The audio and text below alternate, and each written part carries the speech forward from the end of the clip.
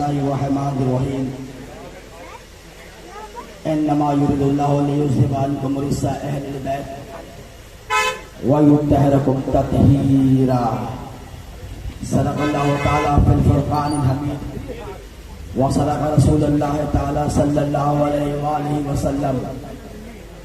व सल्लि अला सय्यिदना व शफ़ीअना व तबीबना व हबीबना व करीमना व इमामना व मलजाना व मुईसना व अव्वलना व औसतना व आखिरना व कुल्लना हुज़ूर जनाब अबुल क़ासिम अहमद मुज्तबा मोहम्मद मुस्तफ़ा सल्लल्लाहु अलैहि व आलिहि वसल्लम व बाक़ी जुमला मुक़र्रबीन मोहम्मद मुहिब्बीन मोहम्मद लवाहिक़ीन मोहम्मद मुतक़दीन मोहम्मद मुतवस्सिलीन मोहम्मद मुतल्लक़ीन मोहम्मद ज़ुर्रियात मोहम्मद आल मोहम्मद अस्हाब मोहम्मद अज़वाज मोहम्मद अंसार मोहम्मद जानिसरान मोहम्मद आशिक़ान मोहम्मद सल्लल्लाहु अलैहि व आलिहि वसल्लम बाक़ी खुसूसन अहले बैत पाक अलैहिमुस्सलातु वस्सलाम इला यौमिल क़याम।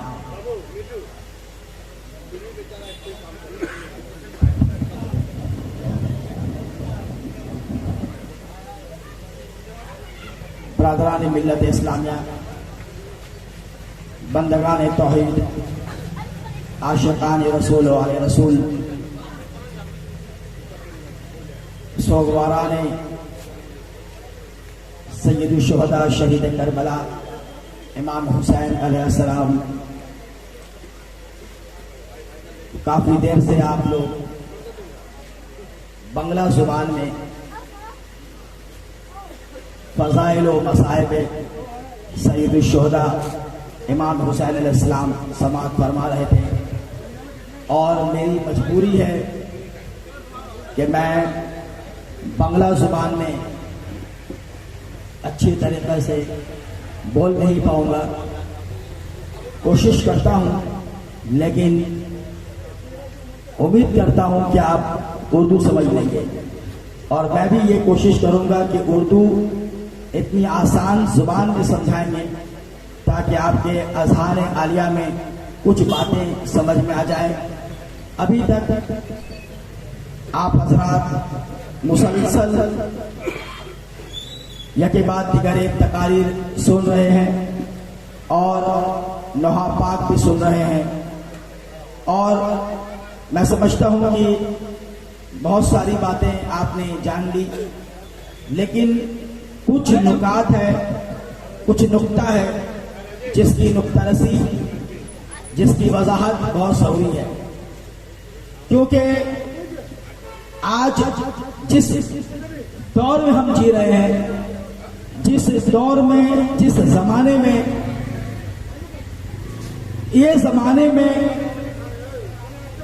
अहले बैत पाक अलैहिस्सलाम के बारे में तरह तरह की बातें हो रही है और एक मुनज़्ज़म साजिश के तहत अवामुन नास को ये बताने की कोशिश की जा रही है कि इनकी कोई अहमियत नहीं है, इनकी कोई अहमियत नहीं है, आम आदमी के जैसे ही ये लोग हैं। और इसीलिए 11 महीने तक किसी भी तरह का कोई भी फतवा मुहर्रम के खिलाफ आप नहीं सुनेंगे, लेकिन जैसे ही मुहर्रमुल हराम का चांद नमूदार होता है, आपको फतवों की ये फहरिस्त, वो लिस्ट हाथ में दे दी जाती है और हर चीज, हर अमल आपका जो मुहर्रम में आप अपनाते हैं, उसे हराम, हलाल, शिर्क, नाजायज, गैर जरूरी, ये तमाम बातों से उसको छुपाने की कोशिश की जाती है। और क्योंकि हमारे बहुत सारे लोग आज भी, मैं ये कहूंगा कि गालिब अक्सरियत, जिसे इंग्लिश में कहते हैं majority of the people of the Muslim community, अक्सरियत आज भी नावाकिफ है। आज भी अक्सरियत उन्हीं की है दुश्मन थे, आज भी दुश्मन है। मैं बताना चाहता हूं कि ये अहले बैत पाक अलैहिस्सलाम है कौन। ऐसा कोई भी शख्स आपके सामने आ जाए, कोई भी शख्स दुनिया का, आपको पूरा इख्तियार है कि आप उस शख्स को कंडम करें, उस शख्स की बात को ना माने, उसकी किताब को ना माने, उसके फिलोसॉफी को ना माने, उसकी तहरीर को ना माने, उसकी तकरीर को ना माने, उसके स्ट्रगल को ना माने, उसके कंट्रीब्यूशन को ना माने। बैठ जाइए मौलाना साहब, अब आप बैठ जाइए, आना जरा कम कीजिए, क्या बैठ जाइए। आप मत मानिए किसी भी शख्स को, आप नहीं मान सकते हैं, आपको इख्तियार है, you have that much of power, आपके पास इतनी पावर है, आप कह सकते हैं कि हम नहीं मान सकते। अहले बैत बात वो है जिन्हें आपके मानने और ना मानने से कुछ होता नहीं है, क्योंकि ये वो है जिनको अल्लाह ने कुरान में इनका जिक्र किया है। अब बताइए, मुझे बताइए कि उलमाए कराम की आज भी एक बड़ी तादाद, उलमाए कराम की, वो जिस मकतबा फिक्र से उनका ताल्लुक है, उनकी बड़ी तादाद आज भी अवाम को अहले बैत के फज़ाइल नहीं बनाती है। अहले बैत कौन है? आज आपसे कोई पूछ लेगा, मेरा छोटा भाई से पूछ लेगा, मेरे बुजुर्ग जानते हैं लेकिन छोटा पूछ लेगा कि ये अहले बैत है कौन? हमने तो कभी नहीं सुना। हम हर जुमा के खुतबे में मस्जिद में जाते हैं, जुमा सुनते हैं, मगर हमारे आलिम दीन नहीं बताते। क्यों नहीं बताते? सवाल है हमारा कि वो क्यों नहीं बताते, क्यों छुपाते हैं? अहले बैत वो है जिनका जिक्र अल्लाह ने कुरान में किया है। कुरान में आप कह देंगे हम नहीं मान सकते, आप कह दीजिए कि हम नहीं मान सकते। अल्लाह फरमा रहा है कुरान में, बिस्मिल्लाहिर्रहमानिर्रहीम, इन्नमा युरिदुल्लाहु लियुज़हिबा अन्कुम रिज्सा अहलिल बैत व युत्तहिरकुम तत्हीरा। आज आप और हम लोगों को बुलाते हैं, आइए आइए आइए, महफिल में बैठ के, मजलिस में बैठ के इमाम हुसैन का जिक्र है और लोग भाग रहे हैं। ये जानते हैं ये क्यों भाग रहे हैं? और ये बैठ कौन है बताया आपको? ये बैठने वाले कौन है और भागने वाले कौन है? सुन लीजिए, ये अहले बैत कौन है? अल्लाह कह रहा है, ऐ मेरे महबूब, ऐ मेरे हबीब, मैं इरादा करता हूं। कौन इरादा करता है? आपका और मेरा इरादा नहीं है जो अभी किया और अभी तोड़ दिया। अभी आपसे इरादा किया और इरादा तोड़ दिया। अल्लाह का इरादा है। क्या अल्लाह कहता है? मैं इरादा करता हूं मेरे हबीब, क्या इन्नमा युरिदुल्लाहु लियुज़हिबा अन्कुम रिज्सा अहलिल बैत व युत्तहिरकुम तत्हीरा। मैं इरादा करता हूं कि आपके अहले बैत से कसाफत को, निजासत को, गलाजत को दूर रखूंगा। जो दूर रखने का हक है किससे रखूंगा? आपके अहले बैत से। आपके अहले बैत के करीब निजासत को आने नहीं देंगे, गंदगी को आने नहीं देंगे, गलाजत को आने नहीं देंगे, खुराफात को आने ना देंगे। तो आप समझ लीजिए, जो भाग रहा है वो नजिस है, जो बैठ रहा है वो अपनी तहारत का पैगाम दे रहा है। यहां आने वाला सिर्फ पाक आ सकता है, नापाक नहीं आ सकता। क्यों? क्योंकि ये बस उनकी है जिनकी तहारत का सर्टिफिकेट अल्लाह कुरान में दे रहा है। जहां पर तहारत हो वहां निजासत आ सकती है? नहीं आ सकती। ये वो है अहले बैत। अब पूछा गया, सहाबा किराम ने पूछा, या रसूलल्लाह सल्लल्लाहु अलैहि वसल्लम, ये आपके अहले बैत है कौन? अभी आपसे हमारा बच्चा से छोटा छोटा जो या हुसैन कर रहा है, उनसे पूछ ले कोई कि ये अहले बैत है कौन? रसूल पाक सल्लल्लाहु अलैहि वसल्लम कहते हैं कि अहले बैत कौन? सुनो, अहले बैत कौन? मैं, मोहम्मद, अली, फातिमा, हसन और हुसैन के हम पंजतन अहले बैत हैं और हमारे क़राबतदार अहले बैत हैं। नारा तकबीर, नारा रिसालत, नारा देखिए नारा आप लगा रहे हैं, मैं देख रहा हूं कि लोग इस नारा की वजह, इस नारा से उनके अंदर वो उबाल पैदा नहीं हो रहा है। पता नहीं क्यों इतने शर्मा रहे हैं। मौलाना शकील अली वासी की बात मैं बोल दे रहा हूँ, उन्हीं की ये तकरीर के फकरा को मैं बयान कर दे रहा हूँ। मौलाना शकील अली वासी कहते हैं कि ये दौर में जब यजीदी होने में नहीं शर्माता तो आप हुसैनी होने में क्यों शर्माते हैं? तो हाथ उठा के कहिए नारा हुसैन। जब हलाल साधे हाथ उठा के नारा हुसैन लगाएंगे, बाकी का मैं जिम्मेदार नहीं हूँ। कहिए नारा हुसैन, नारा हुसैन, ताकि मुझे भी तो पता चले कि सब हलाल साधे बैठे हुए हैं, क्योंकि ये जिक्र अहले बैत सिर्फ हलाल साधों के लिए, गैर हलालियों के लिए नहीं है। दिमाग में रख लीजिए ये बात दिमाग में रखिए। ये सिर्फ हलालियों के लिए है। गैर हलाली लोग ना हुसैन के पास में आ सकते हैं, ना नारा लगा सकते हैं। क्यों?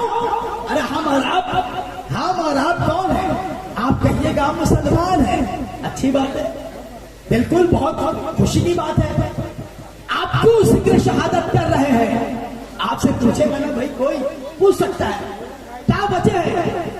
वाक़या हो गया 1400 साल पहले, अभी तक क्या हुसैन कर रहे हो? क्या वजह है? तो जाहिल से जाहिल भी कहेगा अरे जनाब कैसी बात कर रहे हैं आप, क्यों नहीं कर रहे या हुसैन या हुसैन? इमाम हुसैन अलैहिस्सलाम ने करबला में अपनी जान देकर इस्लाम को नई जिंदगी बख्शी। इतना जवाब तो देगा वो, चाहे जैसा भी मुसलमान हो, जैसा भी हो। जवाब उसके पास है कि वो करबला के मैदान में अपनी कुर्बानी पेश करके इस्लाम जो मुतज़लज़ल हो रहा था, इस्लाम जो फना करने की कोशिश की जा रही थी, इस्लाम को जो खत्म करने की कोशिश की जा रही थी, उस इस्लाम को इमाम हुसैन अलैहिस्सलाम ने करबला के मैदान में अपनी कुर्बानी, अपने घर वालों की कुर्बानी देकर बचा दिया। इसीलिए हम सब यहाँ पर उन्हें याद करके उन्हें खिराज अकीदत पेश करते हैं। यह हमारी छोटी सी कोशिश है। हम अदा नहीं कर सकते, यह हमारी छोटी सी कोशिश है कि हम उन्हें याद कर रहे हैं, क्योंकि हम एहसान फरामोश नहीं है। अल्लाह कुरान में कहता है हल जज़ाउल एहसान इल्लल एहसान। हम एहसान का बदला एहसान से तो चुका नहीं सकते, मगर आप इतना कर सकते हैं कि उनके एहसानों को याद करके जिक्र हुसैन करते हैं।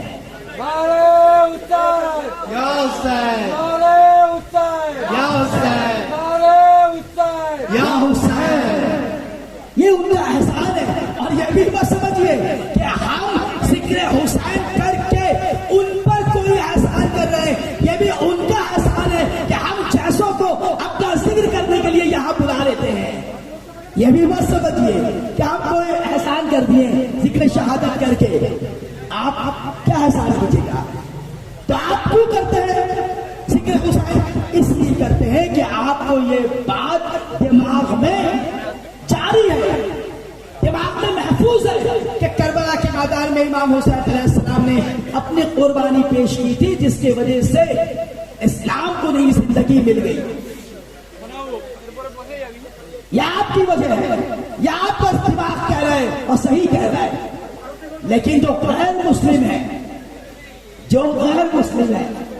जो बरादरान वतन है, जो हिंदू है, जो अंग्रेज है, उन्हें क्या जरूरत पड़ी? भाई ये हमारा मामला है, हमारे घर की बात है, हमारे मजहब की बात है, हमारे इस्लाम की बात है, हमारे ईमान की बात है। आप क्यों या हुसैन कर रहे हैं? भाई आप बोले ना, आपको पता है कि नहीं? मैं नहीं जानता। गैर मुस्लिमीन हिंदू बरादरान वतन वो क्यों या हुसैन कर रहे हैं? क्या वजह है? मिर्जा गालिब कहते हैं, मिर्जा गालिब नाम सुना आप लोगों ने? बहुत बड़े उर्दू के शायर थे मिर्जा असदुल्लाह खान गालिब। उन्होंने कहा बेखुदी बेसबब नहीं गालिब।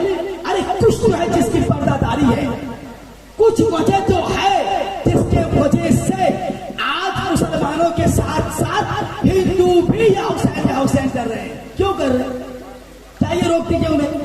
भाई आपको काला कपड़ा पर पहनने पर एतराज, आपके खिचड़ा के एतराज, आपके शरबत पे एतराज, आपके ताजिया पे एतराज, आपके अलम पर एतराज, आपके ताबूत पे एतराज, आपके चलने पे एतराज, एतराज, आपके आगों पे, आपके चलने पे एतराज, सभी लगाने पर एतराज, हर बात पे आपके एतराज, शिर्क पैदा, हराम हलाल, जहन्नम जन्नत आपको कहा जाता है। अब आप हिंदुओं से कहिए कि आप क्यों कर रहे हैं, उनसे कहिए, उनसे कहिए कि आप मत कीजिए या हुसैन, यह हमारा काम है, यह हमारे मजहब की बात है। कौन हिंदू? हिंदुस्तान के पहले वजीर आजम पंडित जवाहरलाल नेहरू। कौन है जो उनका नाम नहीं जानता? तो है यहां पर जो कहते कि मैं नहीं जानता। पंडित जवाहरलाल नेहरू कहते हैं अपनी किताब, उनकी किताब का नाम है lamentation for the house of prophet Muhammad. उनकी किताब है lamentation for the house of prophet Muhammad. वो अपनी किताब में कहते हैं कि तुम मुसलमान इमाम हुसैन को क्यों मानते हो, मुझे नहीं मानता, लेकिन हम क्यों मानते हैं, हमसे वजह से। अब पंडित जवाहरलाल नेहरू अपनी किताब में कहते हैं ग्रैंडसन ऑफ प्रॉफेट मोहम्मद हजरत इमाम हुसैन अलैहिस्सलाम was not only the holy Muslim of Islam, he was one of the greatest defender of democracy and the benefactor of the entire human race the world has ever produced, and especially the sacrifice of like infants of Imam Hussain, Hazrat Ali al-Assar in the field of Karbala is incomparable mystery of entire mankind, and Imam Hussain surpasses all through the ages. अपनी किताब lamentation for the house of prophet Muhammad भी कहते हैं कि हम इमाम हुसैन को क्यों मानते हैं। दो ही वजह उन्होंने बताई है, दो वजह। एक वजह the greatest defender of democracy. आज जो पूरी दुनिया में जमहूरियत कायम है, डेमोक्रेसी कायम है, वो डेमोक्रेसी बचा लिया करबला के मैदान में इमाम हुसैन अलैहिस्सलाम ने। पहली वजह। और दूसरी वजह क्या बताते हैं वो? पंडित नेहरू है, कोई दार्शनिक जाजू खरोड़ी वाले का नाम मैं नहीं ले रहा हूं, कोई जाहिल का नाम नहीं ले रहा हूं, हिंदुस्तान के पहले वजीर आजम। वो कहते हैं कि हम क्यों मान रहे हैं इमाम हुसैन अलैहिस्सलाम को। पहली वजह the greatest defender of democracy, और दूसरी वजह the benefactor of entire human race the world has ever produced. और दूसरी वजह यह है, दूसरी वजह यह कि इमाम हुसैन अलैहिस्सलाम अगर करबला के मैदान में अपनी जान की कुर्बानी न पेश करते तो इंसान जानवर बन जाता। आज तो हम आप मुसलमानी पर पड़े हुए हैं, हमारा झमेला क्या है? मुसलमान। वो कहते हैं कि इंसान जानवर बन जाता। इंसानियत तो उन्होंने करबला के मैदान में बचा लिया, अगर वो जान न देते तो इंसान जानवर बन जाता। अब हुसैन कौन है? हुसैन उसी अली के बेटे हैं, उसी अली के बेटे हैं। तो जो बाप का दुश्मन है वही बेटे का दुश्मन है, जो बाप के साथ लागू होता है, जो बातें वही बेटे के साथ होता है लागू। यानी मौला अली का दुश्मन जैसे बोले तो सना है, वैसे मौला हुसैन का दुश्मन बोले तो सना है। नारा हुसैन, या हुसैन, नारा हुसैन, हुसैनियत, हुसैनियत जिंदाबाद। इसलिए शायर ने क्या खूब कहा, क्यों तुझको दुश्मनी है अली और हुसैन से। देखिए शायर कहता है, इतनी तकरीर का खुलासा, शायर कहता है क्यों तुझको दुश्मनी है अली और हुसैन से। अरे मौका मिले तो पूछना कभी वालिदैन से, जाके अपने माँ बाप से पूछो कि मेरे दिल में अली से दुश्मनी क्यों है, तो वो बताएंगे कि तुम औलाद किसकी हो। आई बात समझ में? ये दुश्मनी ऐसी है कि आदमी को जायज से नाजायज कर देती है। अजीजान गिरामी कद्र, ये वो घराना है। अब कौन है, क्यों, कैसी इंसानियत बच गई? बस इसी पर मेरी तकरीर होगी ताकि लोगों को पता चले कि हुसैन कौन और यजीद कौन। आज यजीद को लोग बचाना चाह रहे हैं, उसकी तरफदारी कर रहे हैं। खाब में यजीद आ गया और आके कह रहा है, उसने पूछा को मुफ्ती साहब बड़े भोले अंदाज में कह रहे हैं, मैंने पूछा ए यजीद क्या तुमने मारा है इमाम हुसैन को? तो यजीद कह रहा है नहीं मैंने नहीं मारा। तो कौन मारा? ये भी पूछ लेते कि तेरा बाप मारा, ये नहीं पूछे इमाम बेचारे मुफ्ती साहब। ये भी पूछ सकते थे तुमने मारे, तुम्हारा बाप मारा, तुम्हारा दादा मारा, कौन मारा? ये सवाल नहीं किया उन्होंने कहा क्या तुमने मारा? तो यजीद कह रहा है ख्वाब में कह रहे, सब ख्वाब की बात है, कोई हदीस नहीं है, इनका 7 खानदान पैदा होके मर जाएगा, लेकिन कोई हदीस दिखा नहीं सकता कि जहां पर एक सहाबी दिखा दे कि रसूल पाक ने कहीं यजीद को गोद में लिया हो। दिखा दे जो यजीद के तरफदार हैं, ख्वाब में दिखा रहे हैं। अब वो समझ गए कि कुरान में तो यजीद को ला नहीं सकते, मजबूरी है, हदीस में तो ला नहीं सकते, मजबूरी है, तारीख में तो हम लाएंगे तो तारीख बयान करना पड़ेगा कि यजीद है कौन और वो कौन है, वही बताकर मैं अपनी तकरीर खत्म करूंगा, ताकि हमारी नस्लों को पता चले कि आज यजीद को बचाने वाले दरअसल है कौन, ये है कौन। आज हमारा नौजवान परेशान हो जाता है बेचारा, मसले से हुसैन में नहीं आने का ये नतीजा है कि वो यजीद पर बहस कर रहा है। नहीं समझ में आएगा मिल लीजिएगा, पढ़ा देंगे, ठीक है। इंसान जानवर बन जाता, बस इसी मौजूद पे तकरीर खत्म करूंगा मैं। इंसान कैसे जानवर बन जाता, क्या किया था यजीद ने? आज जो ये लोग यजीद को बचा रहे हैं, तो सुन लीजिए यजीद ने क्या किया। ये वो शख्स है, यजीद वो शख्स है जिसने अपनी सौतेली मां को अपने हरम में दाखिल कर लिया। सिर्फ इशारा देंगे, आप समझते चले जाइए। आई बात समझ में? समझ रहे आप लोग? बहुत हार्ड नहीं बोल दिया, बांग्ला में बोलेंगे नहीं ना, समझ लिए? ये वो शख्स है जिसने अपनी सौतेली मां तो है, लफ्ज मां तो आ गई, उसको ले आया हरम में, जायज है। उसके बाद अपनी फूफी को ले आया, जायज है। अपनी बहनों को ले आया, जायज है। ये तमाम चीजें शराब पीकर, अभी मौलाना साहब कह रहे थे, आपने सुना ना, मौलाना साहब ने कहा कि ऐसा भी यजीद के दौर में एक कमजात था कि उसने शराब की हालत में नमाज पढ़ा दी, कोई रोकने वाला नहीं। वो दौर आप पढ़ेंगे तो आपकी हालत खराब हो जाएगी, आप परेशान हो जाइएगा। आज हम आप कहते हैं कि मुसलमान कितना गिर गया है, जी नहीं, सुन लीजिए, उस दौर का मुसलमान से इस दौर का मुसलमान बहुत अच्छा है। क्यों? आप बोलिए वो कैसे?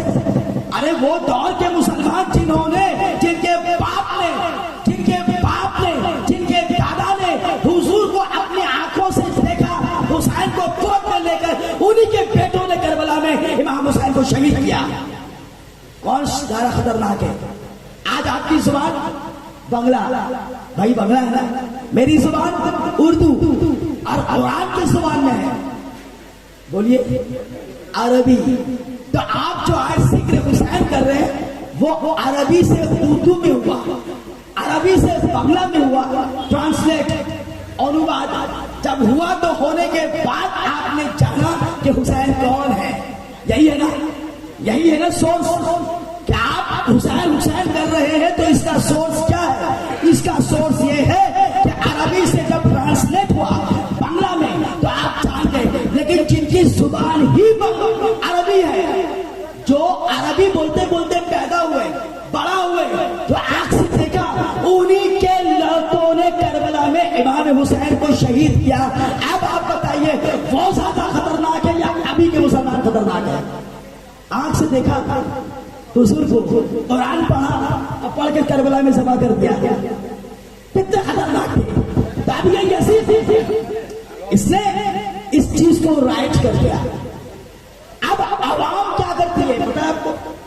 जिसकी हुकूमत पर चक्री मजबूत होती है, लोग उसी का गुण गाते हैं, उसी की बात करते हैं, उसी की हर बात अच्छी लगती है। हमारा बंगाल ले लीजिए, है ना, वेस्ट बंगाल, जो पार्टी के लोग हैं, पार्टी करते हैं, उनको हर बात दीदी की अच्छी लगती है ना, दीदी दीदी दीदी दीदी करते हैं ना, हर बात। जितना गले में आवाज नारे हुसैन में लगता है उतना जिंदाबाद में लगता है ना। फैक्ट, ये हकीकत है कि नहीं भाई? सच बोलिए, जितना जोर से लीडर को खुश करना है तो जोर जोर से जिंदाबाद चाहे जिसकी भी हुकूमत हो, मुझे मतलब नहीं है, कोई भी हुकूमत, क्यों? बहुत पावरफुल है, शिकायत कर दिया जाएगा। वो किचु बोल छिलो ना, जखन जिंदाबाद होच्छिलो बंद छिलो, मुंह बंद रखा था, शिकायत होगा, शिकायत होगा। तो उसी तरह यहाँ भी शिकायत हो जाएगा। अगर आप हुसैन नहीं करेंगे तो रोज़े महशर शिकायत होगा कि ये जिक्र हुसैन में बैठा था और बैठ के मेरे हुसैन को आवाज नहीं देना था। नारे हुसैन, या हुसैन, नारे हुसैन, या हुसैन, हुसैनियत जिंदाबाद, हुसैनियत जिंदाबाद, यजीदियत मुर्दाबाद, यजीदियत मुर्दाबाद। जाने का भी काम है। तो जिसकी हुकूमत जितनी मजबूत होती है उसके असर अवाम कबूल कर लेती है। जैसे की हुकूमत 32 मुल्कों में था, पहली बार सुनते हो आप, सुना है पहले 32 कंट्रीज, 32 मुल्क यजीद के कैप्चर में था। और यजीद के हुकूमत में उसके वालिद मोहतरम ने एक चीज राइज कर दिया था, एक चीज ऐड कर दिया था, क्या? 70,000 मेंबरों से मौला अली अलैहिस्सलाम को गालियां दी जाती थी। क्या दी जाती थी? समझ लिया? समझ रहे भाई आप लोग को समझ में बात आ रही है? गालियां दी जाती थी, गाली गलोच। किसको? मौला अली को, इमाम हुसैन के वालिद को गाली दी जाती थी मिंबर रसूल से। और ये सिलसिला चलता रहा।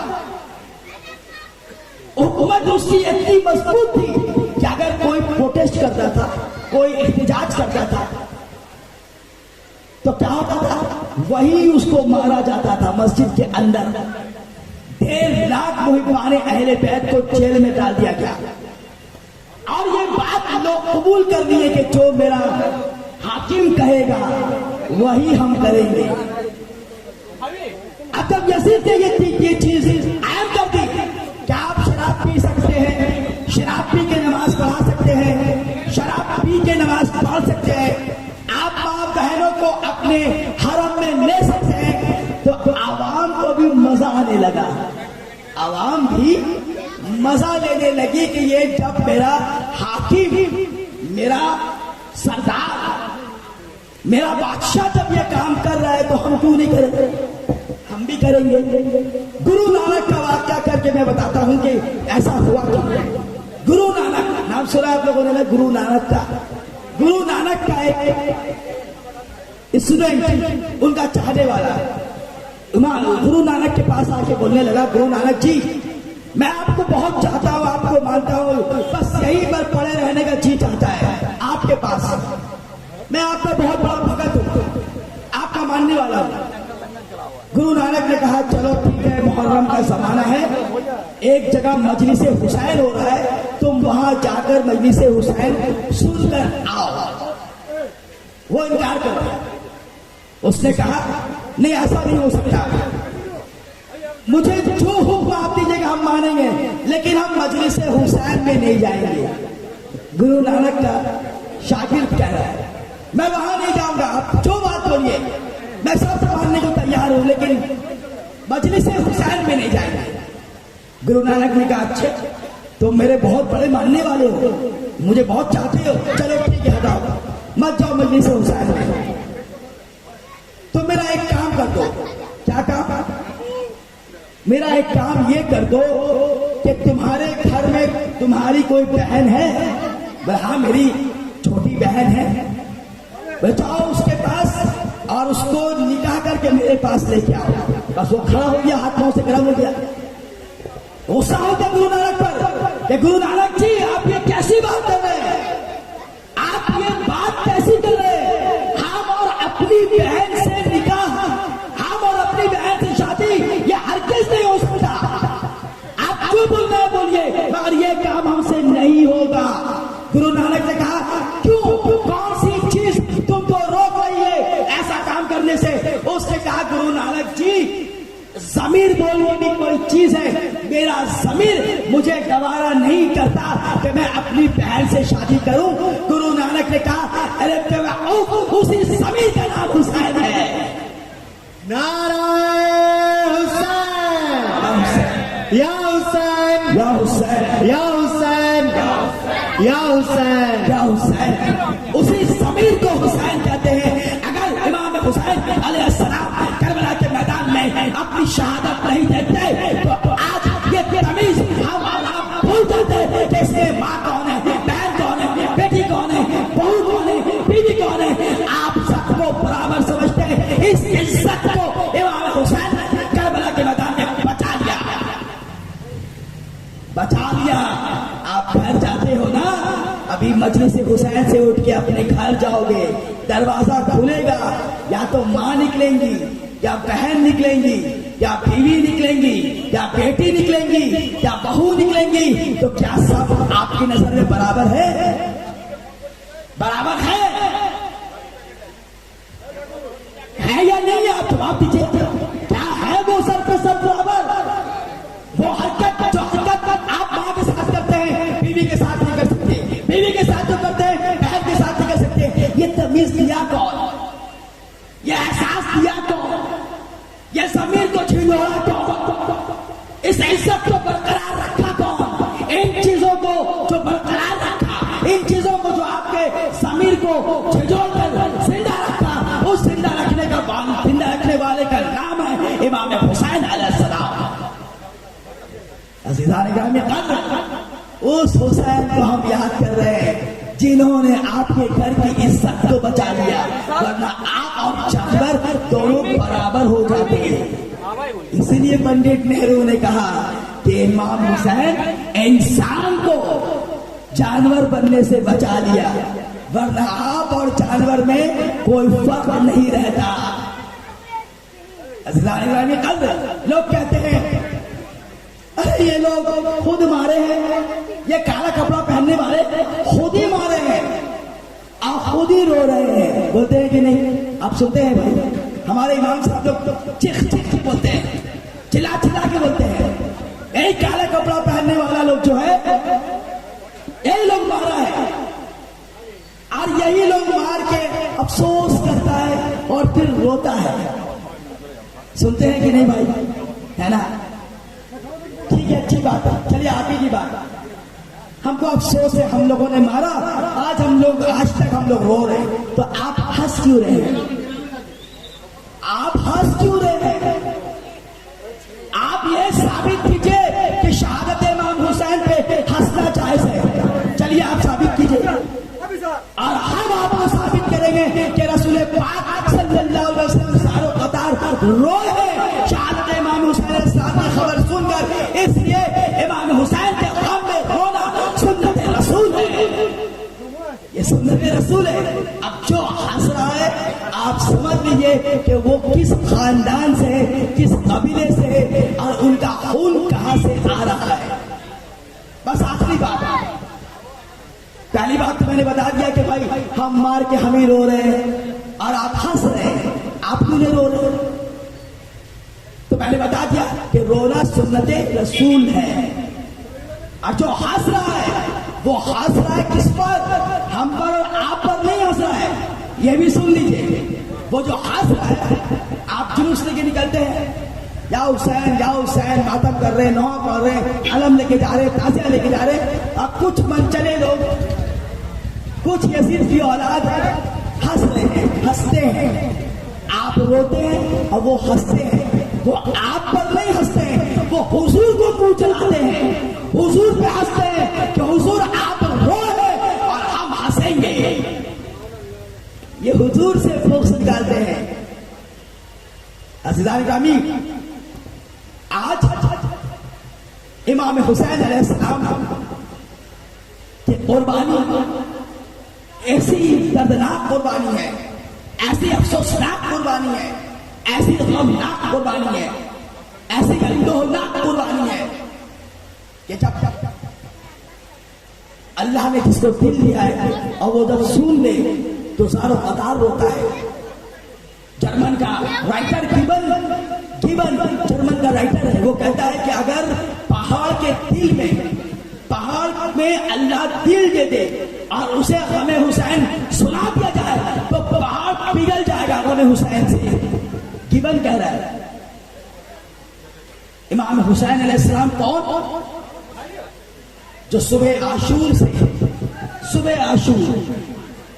से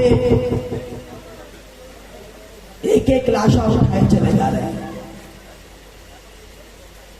अंसार का, जानिसरारों का, हबीब इब्न मज़ाहिर का, जनाब हूर का, और अपने घर के 18 बनी हाशिम का, इमाम हुसैन के घर के 18 लोग करबला में शहीद हुए। 18 बनु हाशिम। और तमाम शहीदों में एक शहीद ऐसा भी है जो ना बोल सकता है, ना चल सकता है, ना आहुजारी कर सकता है, जो सिर्फ इशारा कर सकता है। अब वो मासूम 6 माह का शिरखार हजरत अली असगर अलैहिस्सलाम। अज़ीज़ान गिरामी क़द्र, वो वक्त भी आया जब ख़ैमा हुसैन में कोई नहीं रहा, सब के सब शहीद हो गए। अब इमाम हुसैन अलैहिस्सलाम आवाज़ इस्तिग़ासा दे रहे हैं, हल मिन नासिरिन यंसुरना, हल मिन नासिरिन यंसुरना। कोई है जो मेरी नुसरत के लिए आए, मेरी मदद के लिए आए? कोई नहीं है। आप सोचिए, जरा तसव्वुर कीजिए, जरा गौर कीजिए, दिमाग भर जाएगा। जब कोई नहीं है ख़ैमा हुसैन में, एक 6 माह का बच्चा है, मासूम अली असगर अलैहिस्सलाम। यहाँ आवाज़ इस्तिग़ासा किया इमाम हुसैन ने करबला के जलते हुए रेत पर, और वहाँ अली असगर अलैहिस्सलाम ने अपने को गहवारे से, झूले से गिराया। खाने में शोर मचा। इमाम हुसैन के कानों तक ये आवाज पहुंची कि खाने में शोर क्यों मचा। वापस खाने में आए, बहन से पूछा, मेरी बहन ज़ैनब, ये शोर कैसा, ये चीख पुकार कैसा, ये क्या हो रहा है? अभी मैं जिंदा हूं और तुम लोग ये रो रहे क्यों हो? जनाब ज़ैनब ने कहा, है भैया, जैसे ही आपने आवाज इस्तिग़ासा दिया, जैसे ही आपने मदद के लिए बुलाया है, हल मिन नासिरिन यंसुरना, आपने जैसे ही पुकारा है, तो अब कोई बचा नहीं। लेकिन ये 6 माह का बच्चा, उसे ये बात इतनी सताई कि उसने अपने को झूले से गिरा लिया। लीजिए, इसे भी ले जाकर पानी पिला दीजिए।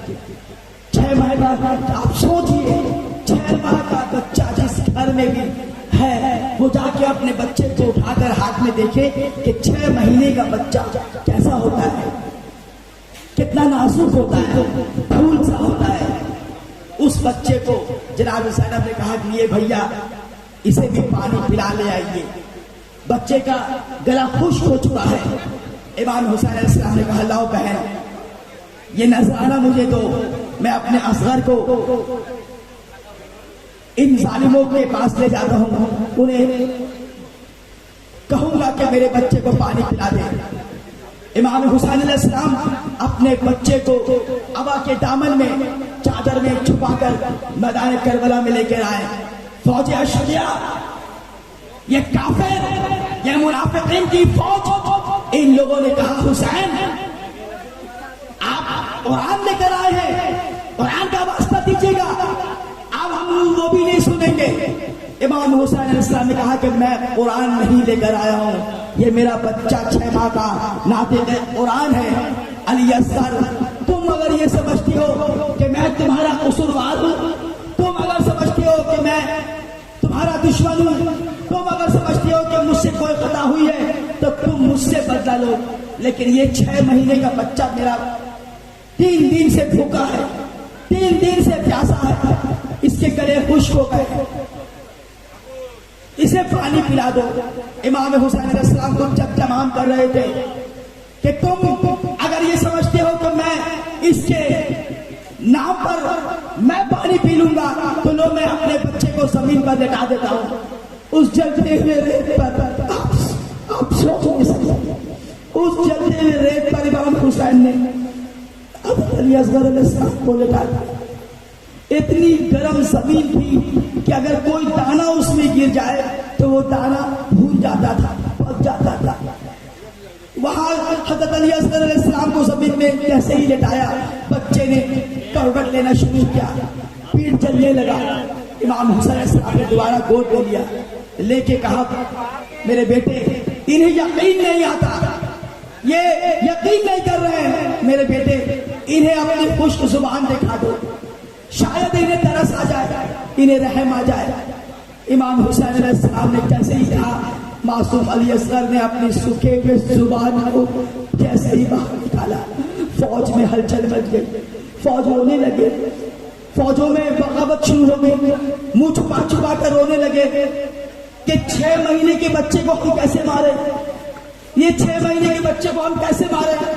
यहाँ फौज में हलचल मची और वहां पर उमर आस ने कहा, इमाम हुसैन, ए हुरमला, हुरमला, इमाम हुसैन के कलाम को कते कर, जल्दी से वो तीर चला जो तीर तेरे कमान में है, ताकि ये जल्दी से काम तमाम हो। यहाँ पर तीर दिया चुल्लू में और चाह के मारे, उसका तीर गिरता है, हुरमुला का तीर पहली बार जब गिरा, उमर आस ने पूछा, क्या हुआ, तू मारता क्यों नहीं है, तुझसे बड़ा तीरंदाज तो कोई नहीं है, तो फिर मारता क्यों नहीं है। हुरमुला कहता है कि मैं कैसे मारूं, मैं जब जब तीर मारता हूं, उठाता हूं, तो देखता हूं कि एक सईफा है, एक शहजादी है जो आती है और आके बच्चे के गले में अपना गला डाल देती है, मैं कैसे मारूं। फिर दोबारा तीर उठाता है मारने के लिए, फिर गिरता है तीर को, पूछा गया क्यों तुमने तीर मारा नहीं, कहता है कि मैं क्या करूं, मैं देखता हूं कि बुजुर्ग शख्सियत आए हुए हैं और वो बच्चे के गले पे अपना गला डाल दे रहे हैं, मैं समझ रहा हूं कि ये कौन है, मैं कैसे मारूं। हुरमुला से डांट कर कहता है उमर साथ कि मैं कोई बात तुम्हारी सुनने को तैयार नहीं हूं, तुम जल्दी तीर चलाओ, फौज में बगावत हो रही है, लोग रो रहे हैं। हुरमुला ने तीर उठाया, वो तीर जो तीर से ऊंट को नहर किया जाता है, ऊंट को मारा जाता है, ऊंट को ज़बह किया जाता है, उस तीर को चलाया।